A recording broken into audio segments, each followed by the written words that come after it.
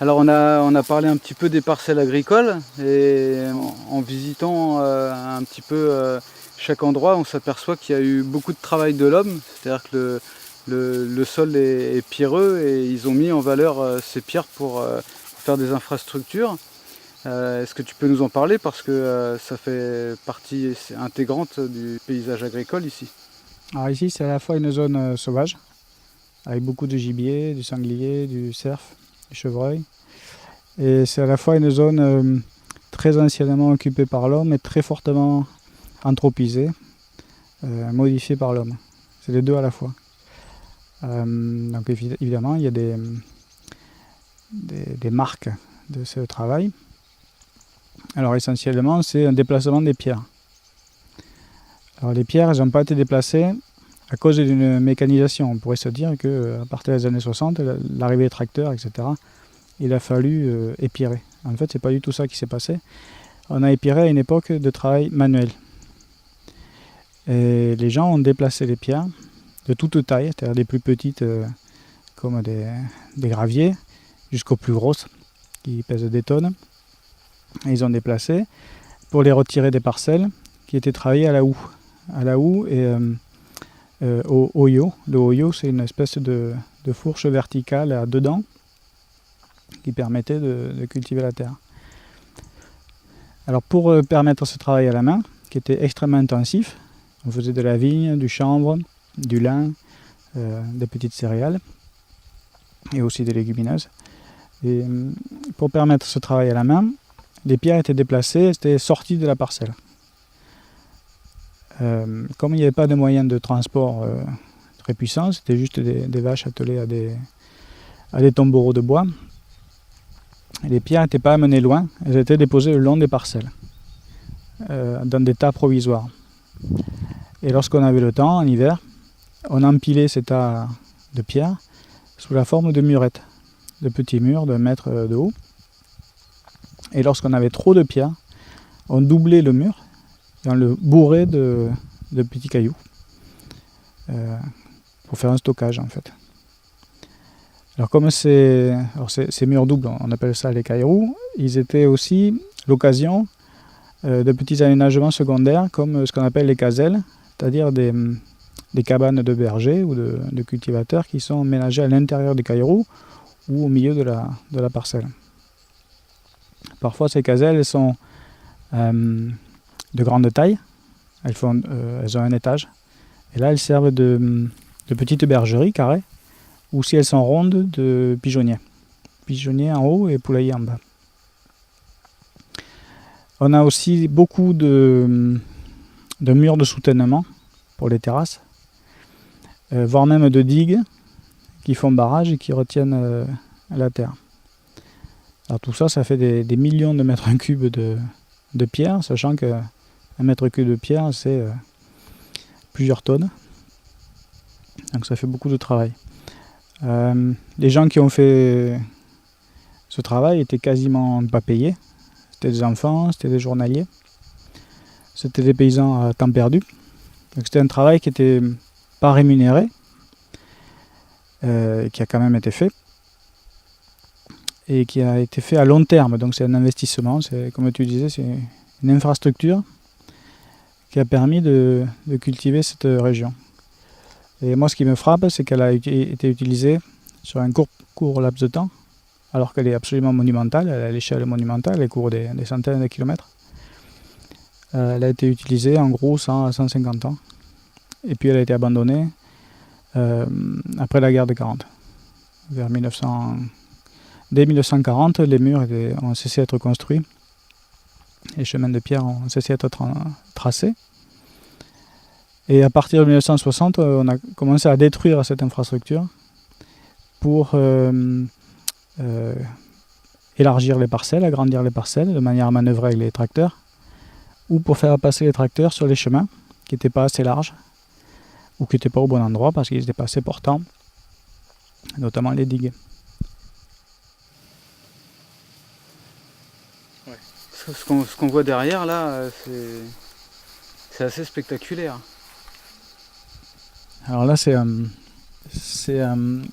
donc c'est à la fois un caillou et à la fois un chemin terrassée. Donc il y a le chemin terrassé au premier plan, en pente douce, qui permet aux charrettes attelées aux bœufs de monter. Et derrière, juste derrière, il y a un caillou qui permet de terrasser une vigne qui est au second plan. Et en fait, ce qui est impressionnant ici, c'est l'accumulation des deux qui est assez rare.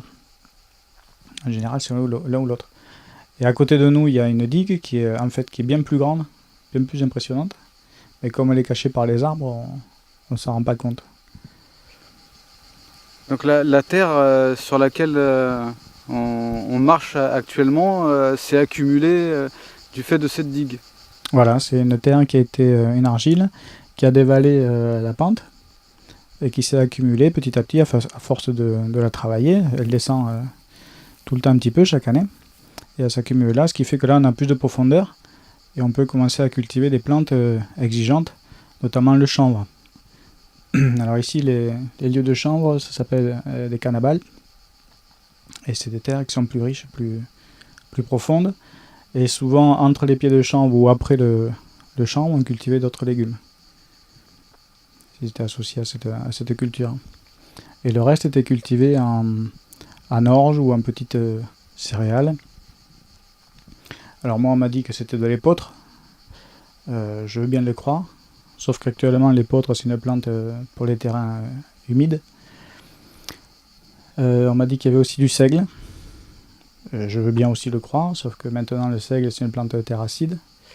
Donc je pense qu'ils avaient des variétés qu'on n'a plus de ces plantes, à la fois le seigle et l'épeautre.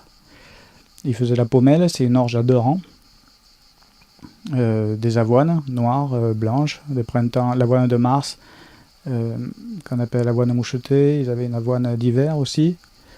Ils faisaient de l'engrain, qui est un blé qui met 1 an à accomplir son cycle. On le sème en septembre, on le récolte en septembre. Du millet, un millet que je ne connais pas, je ne sais pas si c'est un millet blanc ou autre, qui était là. Voilà, donc c'est des terrains qui sont classés en lande actuellement et qui ont été cultivés pendant longtemps, avant la vigne, et puis un petit peu après la vigne, c'est-à-dire entre 1870 et 1920. Et ensuite, c'est devenu des prairies. Des prairies à vaches. Alors ici, cette parcelle, c'était une prairie à vaches jusqu'à 1956 et après une prairie à brebis. Donc là aussi, il y a eu des évolutions. La parcelle n'est jamais restée très longtemps avec le même usage en fait. Alors, régulièrement, ça a complètement changé, ce qui fait que les haies ont été parfois plantées, parfois arrachées. La terre a parfois été labourée, parfois non. Les murs ont été parfois abîmés, parfois restaurés. Donc c'est des lieux qui ont énormément vécu. Toi ici, donc tu me disais que le long du mur, tu comptais cultiver des figuiers. Et sur le reste de la parcelle, tu as déjà une idée. Tu parlais des amandiers, tu parlais aussi de l'olivier. Alors ici, c'est une parcelle qui a été passée au girobroyeur, entretenue au girobroyeur pendant plusieurs années, une bonne trentaine d'années. Et il y a 2 morceaux de cantons dans la parcelle qui ont été cultivés. Et je ne sais pas pourquoi, mais il se pourrait que ce soit des cultures pour les sangliers. Le reste n'a pas été touché, et donc il y a des prunelliers qui avancent dangereusement sur les bords. Et au fond de la doline, retenue par la digue, il y a des ronces. Alors moi je suis dans une logique à la fois comme je disais tout à l'heure, de mettre des arbres et des cultures dessous, tout en essayant de prendre des plantes locales. Donc, ce qui m'est venu spontanément à l'esprit, c'est de cultiver des figuiers dans les zones contre les murs, que le figuier aime bien le rayonnement solaire des murs. Il accepte aussi des terrains très pierreux. Et sur une partie de la parcelle où il y a un peu de terre, qui est en pente, je pourrais faire 2000 m² de céréales associées à des légumineuses.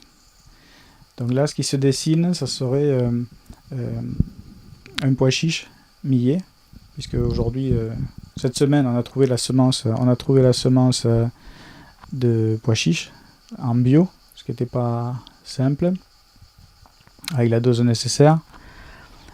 Et pour le millet, par contre, on est un peu juste. Alors là, on a lancé une multiplication sur la base d'une variété qu'on a sortie du conservatoire des semences de Dordogne.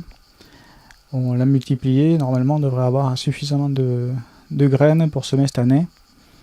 Au moins entre 1000 m et 2000 m². Donc ça sera un premier essai. Alors l'intérêt du millet, c'est qu'il amène beaucoup de matière organique. Et l'intérêt du pois chiche, c'est qu'il en amène un peu moins, mais qui nourrit le millet avec ses nodosités. Et puis ça fait un mélange protéines-sucre qui est intéressant. Si on peut, on vendra une partie des grains en semences, comme semences, parce que ce sont des variétés anciennes. Et si vraiment on n'arrive pas à les caser, on les donnera aux volailles en mélange.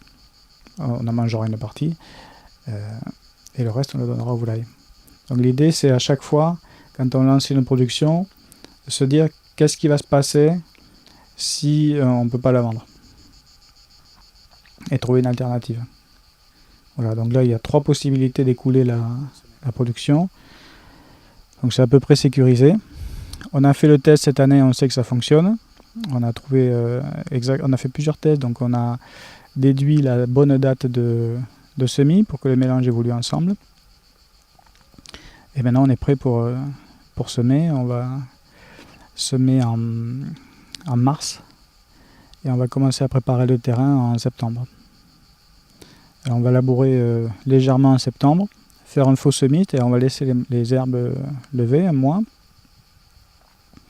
On va reprendre ça novembre, décembre. Et au mois de mars, je passerai un coup de cultivateur. Et là, on pourra semer.